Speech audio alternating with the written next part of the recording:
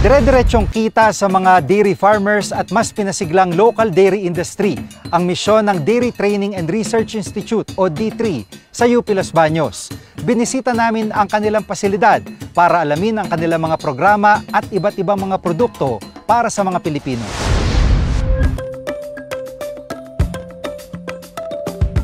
Ito ang Dairy Training and Research Institute. Matatagpuan sa loob ng Universidad ng Pilipinas sa Los Baños, Laguna.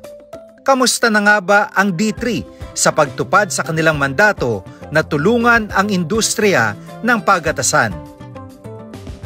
Basically, ano ho ang ginagawa dito sa Dairy Training and Research Institute? Apo, kailangan niya pong gumawa ng mga activities related sa training, ibig sabihin pagbibigay ng tamang kasanayan sa ating mga dairy farmers. Dagdag po doon, malimit din po kaming nire-request ng ating stakeholders sa dairy industry na gumawa o magsagawa ng mga pananaliksik na direktang sasagot doon sa problema ng ating mga farmers, no, na ang ikinabubuhay po ay pagatasan. Gaano kalaki ho yung impact na meron kayo sa mga dairy farmers? Apo. Nung sinimulan po natin yung local dairy development, nagsimula po tayo sa wala talaga. Ito po ay nagsisimula sa pag-intindi kung paano ba magpagatas ng baka, kung paano sila paramihin, at paano maturuan yung iilan pang mga farmers noon na merong interes sa pagatasan. So, dahil po ang UPLB ay nandito sa Calabarzon, nauna po na nabigyan ng pansin yung mga farmers na malapit sa atin, yung Laguna, Rizal at Batangas. So, nagsimula po yan sa pagtitrain nila, pagtuturo kung paano mag-put up ng kanilang dairy business, paano mag-design ng bahay, at eventually pag natuto na po silang magpagatas ng baka, paano iproseso yung gatas para makarating ito doon sa merkado na naghahanap po ng produkto ng gatas. Nung nagsimula po ang D3, nung panahong hindi pa natin naiintindi yung pagatasan, maliitan, no, yung pa-isa-isa, padalawa-dalawa, hanggang sa tulong din ng ibang mga departments ng UPLB na tulungan na ma-develop na pag-isahin itong maliitang mga farmers na to into cooperatives.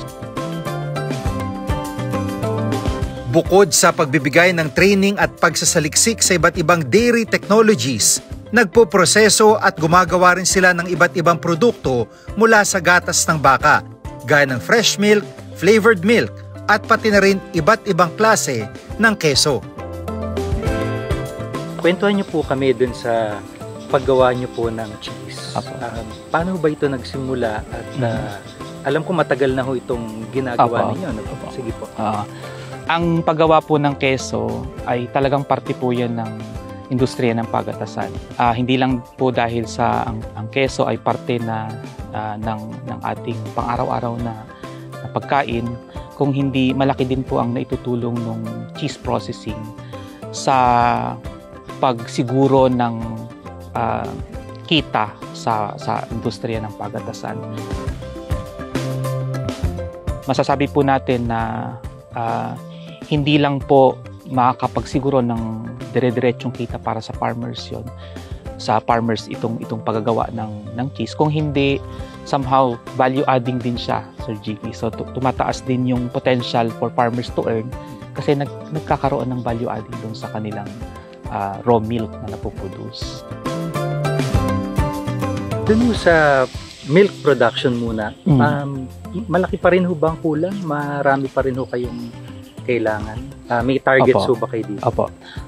Ang D3 po, ang kanyang carrying capacity, ito po yung dami ng kaya niyang isustain na animals, ay may kakayanan pong mag-alaga ng hanggang 6 na pong pagatasing baka. Subalit sa ngayon po, nagbi-build up pa rin kami ng herd, no, nagdadagdag pa ng animals, at dahan-dahan po na dinidevelop din yung mga lugar ng facility na kailangan pa rin taniman ng mas marami pang mga pakain para sa baka.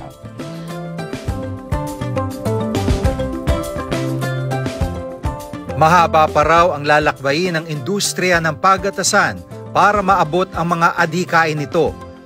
Pero pangako ng D3, hindi sila bibitaw sa pangakong tulungan ang lokal na industriya.